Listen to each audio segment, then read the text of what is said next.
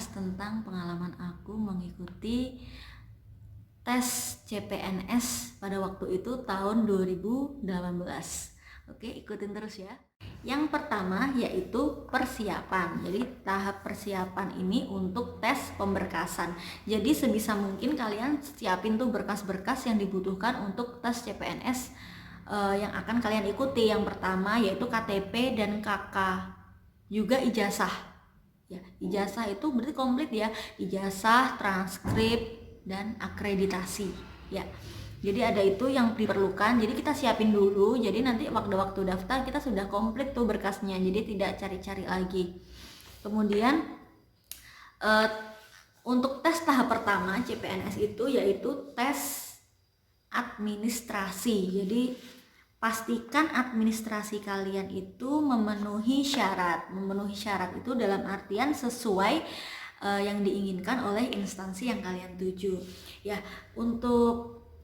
jadi tiap instansi atau tiap lowongan itu memiliki syarat masing-masing. Jadi misal untuk yang aku bidik kemarin yaitu S1 Teknologi Pertanian. Jadi pastikan lowongan yang kalian tuju itu memang membutuhkan S1 Teknologi Pertanian gitu, bukan pertanian murni ataupun mungkin teknologi industri pertanian. Jadi kalau itu salah, kita salah pilih dalam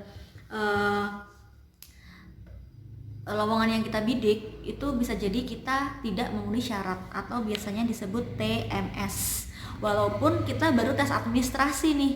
Jadi kalau lowongan yang kita tuju itu memerlukan misal S1 Teknik Pertanian dan S1 Pertanian gitu. Jadi aku bisa masuk karena ada di situ jurusan aku Teknik Pertanian gitu ya. Kemudian ada lagi untuk surat lamaran. Surat lamaran biasanya tiap instansi sudah menyediakan itu formnya, jadi ikutin aja form yang sudah disediakan oleh instansi yang kita bidik. Nah, untuk tahu di mana biasanya kita cari-cari ya, kalau bisa kita sudah menentukan ya kita daftar ke instansi ini, jadi kita sudah tahu websitenya. Biasanya kan di kota tersebut sudah ada kayak web gitu ya, web di situ gitu biasanya untuk pengumuman-pengumuman akan diupdate di situ, atau juga Instagram resmi dari instansi yang kalian tuju gitu. Itu pasti akan membantu. Kemudian setelah milih instansi, terus lowongan yang inginkan dan kesesuaian dengan jurusan kita itu sangat penting. Jadi diingat untuk mendaftar itu sesuaikan dengan jurusan kalian. Jadi jangan memaksakan ketika kita jurusan ekonomi terus kita daftar di ekonomi syariah gitu tuh bisa jadi TMS. Kalau memang butuhnya ekonomi ya udah daftar di ekonomi aja gitu. Kemudian yang kedua, setelah dinyatakan lulus dari tes administrasi, aku akhirnya memutuskan untuk belajar. Jadi untuk tes tahap kedua yaitu SKD. Untuk SKD itu aku baru belajar gitu. Jadi pada malam hari saat mau tidur gitu aku belajar SKD. SKD itu ada apa aja? SKD itu ada 3 jenis. Jadi jangan salah satu doang yang dipelajari ya. Yang pertama itu wawasan kebangsaan. Itu wawasan kebangsaan itu kayak kalau di mata pelajaran itu kayak mata pelajaran Pancasila gitu loh. Pancasila dan juga PPKN atau apa itulah, pokoknya di situ-situlah. Jadi kayak pasal-pasal, kemudian aturan-aturan, bagaimana kita mentaati aturan kayak gitu-gitu. Terus kedua itu intelijensi umum. Nah ini biasanya intelijensi umum ini terdiri dari beberapa kayak matematika dasar gitu, matematika dasar, terus ada bahasa Indonesia, terus lawan kata, persamaan kata kayak gitu. Kalian cari aja di Google, pasti banyak yang menyediakan contoh-contoh soalnya gitu. Kemudian yang ketiga yaitu karakteristik pribadi. Nah untuk karakteristik pribadi itu lebih ke kayak psikotes menurutku kayak psikotes gitu. Jadi bagaimana kita mengambil keputusan, misal kayak gini contohnya,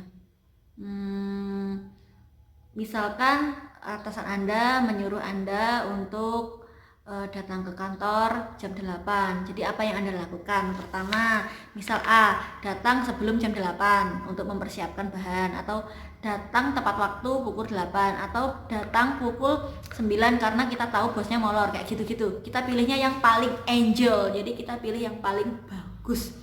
Mungkin kita datang, kalau aku pilih pasti datang sebelum jam 8 karena untuk mempersiapkan bahan yang akan kita ajukan ke bos kita, gitu, kayak gitu.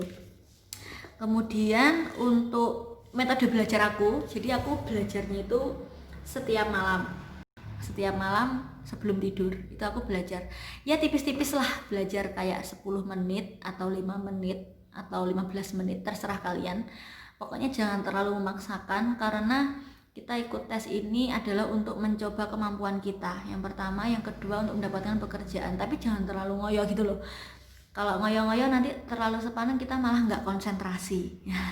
Terus untuk soal-soal yang aku gunain pada saat SKD itu soal-soal dari Android, dari Play Store.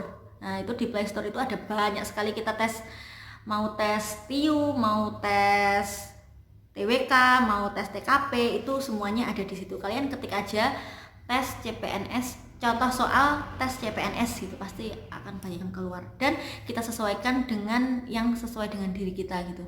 Yang pertama, misal aku sesuainya baca-baca aja, materi aja, terus atau yang contoh soal plus pembahasannya, atau contoh soal nanti pembahasannya di belakang, kayak gitu-gitu ada. Terus kesesuaian dengan materi, kelihatannya ini sesuai atau enggak ya, karena ada banyak sekali di situ. Kalian pilih aja yang sesuai dengan kalian. Oke. Kemudian untuk persiapan yang lain yaitu follow akun, kalau aku akun Instagram ya, akun-akun instansi kita, jadi informasi di situ sangat update.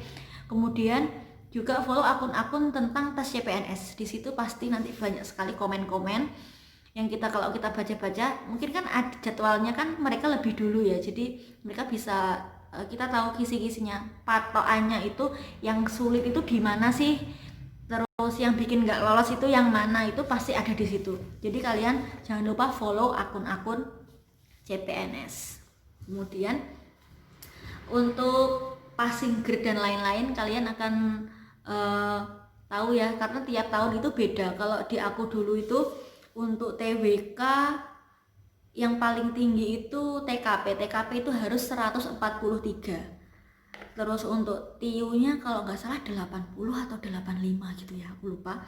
Untuk wawasan kebangsaan kalau nggak 70, 75. Pokoknya itu. Jadi harus tiga-tiganya harus lolos, itu baru dinyatakan lolos dari SKB. Nah, kalau sudah lolos dari SKB, terus kita baru di ranking dari teman-teman yang sudah lolos juga gitu. Jadi 3 kali dari formasi, karena kemarin itu formasi yang aku bidik itu butuhnya 8. Jadi 8 kali 3 24.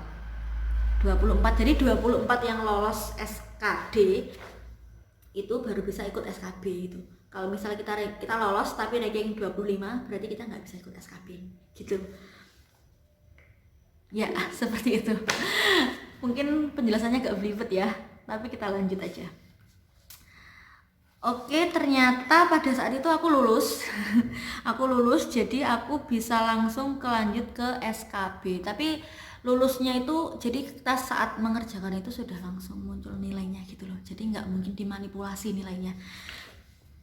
Waktu itu lulus, kemudian tapi harus menunggu info resmi dari instansi ya, dari BKN biasanya itu nanti akan diinfokan yang lulus itu siapa-siapa aja untuk bisa lanjut ke SKB. Nah, untuk SKB trik tipsnya nanti aku akan share di lain waktu, oke, di video selanjutnya.